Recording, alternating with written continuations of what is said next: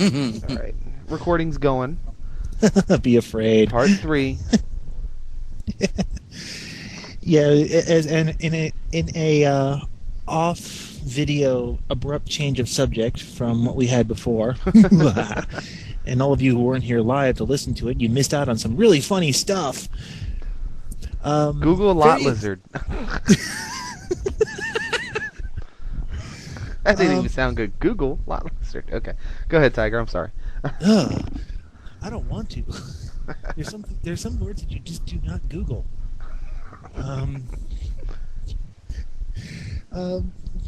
We figured out the talking about fair use would be good. Yeah.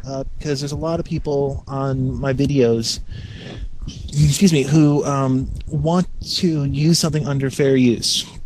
The biggest thing that I hear people say, and I know that both of you guys, you both are just going to laugh when I say this, but there's a lot of people who say along the lines of, I bought the song off of iTunes, I should have the right to do anything I damn well please with it. Oh, no. Dun, dun, dun, dun, dun, dun, dun. I bought it, I should have the rights to do anything I want with it. And it's hard to explain to them that's not the way the law works. Nope. Nope. And you guys are the experts on this because you guys have dealt with this a lot. I have just been dealing with the aftermath.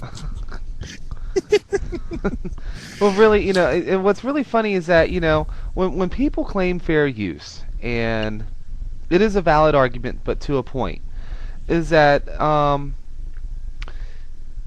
under normal things, fair use applies. Like, say, if it's for educational purposes or whatever, say it's a picture, or if you want me to quote this, I'll quote this right out. Oh, okay, there you go. Section 107 contains a list of the various purposes for which the reproduction of a particular work may be considered fair, such as criticism, comment, news reporting, teaching, scholarship, and research. Section 107 also sets out the 4 factors to be considered in determining whether or not a particular use is fair.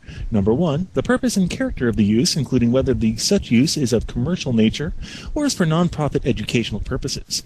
Number 2, the nature of the copyrighted work. Number 3, the amount and substantiality of the portion used in relation to the copyrighted work as a whole. And number 4, the effect of the use upon the potential market for or value of the copyrighted work. And there it is. Sorry about the air flapping there. I Oh, know. no, that's Mikey, okay. come in the room. I was Yeah, pretty much done. My bodyguard's in here. Aww. Yeah, he flings his head and his ears flap, and everybody Right. hears it. Oh, So there he anyway, goes so again. yeah, now so that is I thought I was being sarcastically applauded. so that is Yeah, the that's what it was. I'm sorry. but that is the actual legal definition of fair use, and that is the argument that people try to make when it comes to music, but it doesn't work. I'm gonna put it in the chat where I got that from, just so we have a record of it. Okay, now wait a minute.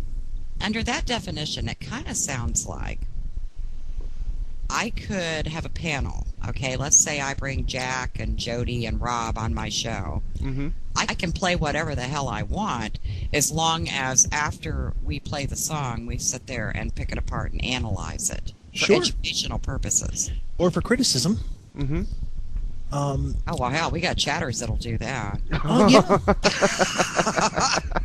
If We you're do. criticizing, commenting, or reporting on it, then you could possibly argue fair use.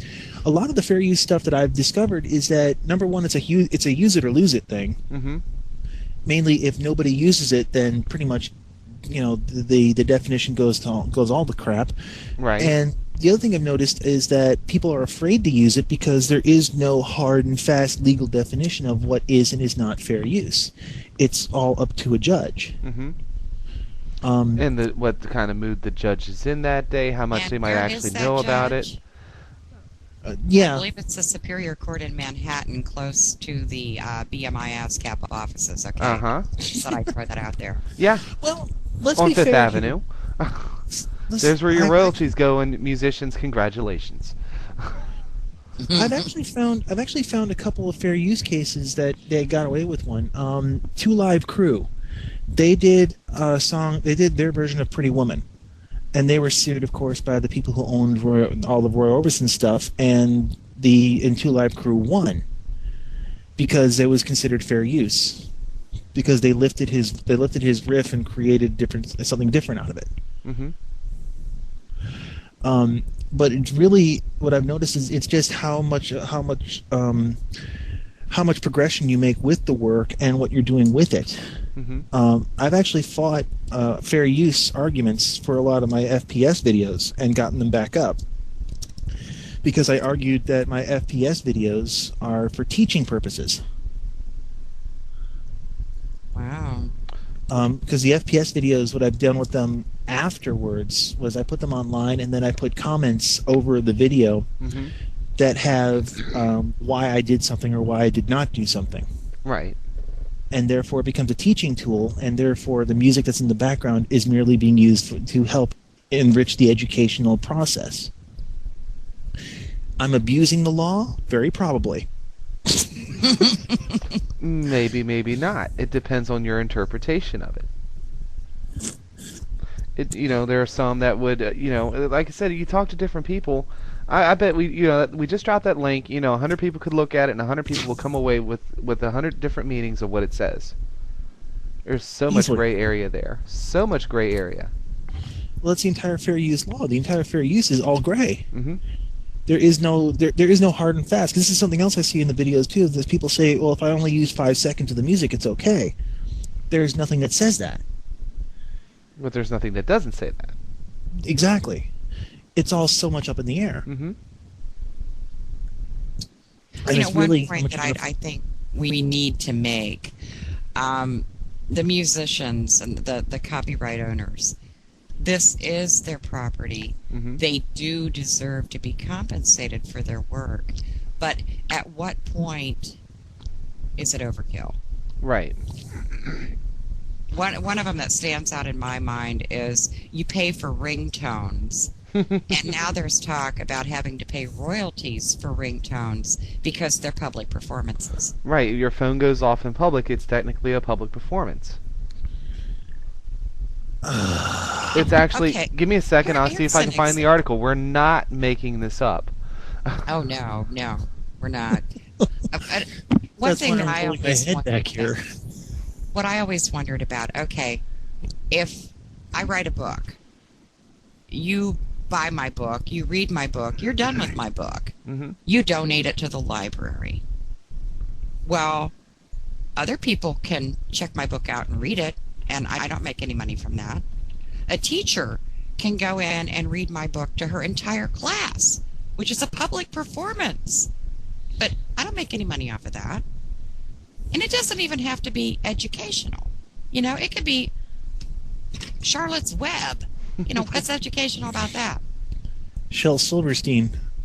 But the point is, if it was music and it was played for an entire group of people, they would have to have a license. Mm-hmm. Royalties would have to be paid for that. So I'm having a hard time with that aspect of it. It seems like these laws, these copyright laws and all this protection should be available to all or none. Mm-hmm.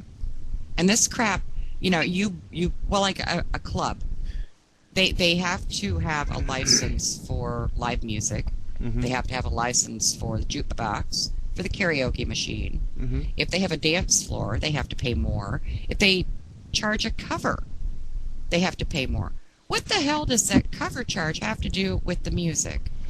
And also, like, even in a doctor's office, if they have a TV in the waiting room, they have to have a license for that. It doesn't matter Public performance. that you don't get to decide what you're forced to watch while you're sitting there. Uh-huh. Or if you go into a shop at the mall, and they've got some painfully bad music that you would rather die than listen to, it doesn't matter. You still got to listen to it. It's a public performance. Royalties are being paid. Mm-hmm. And that does get passed on to the consumer. Is it just me, or is this entire process just insane? Oh, it's insane. It's insane. No, we're with you. But I believe these people deserve to be compensated. Mm-hmm. Just like a photographer. If you want to put my picture in your magazine, yes, compensate me. Absolutely. But the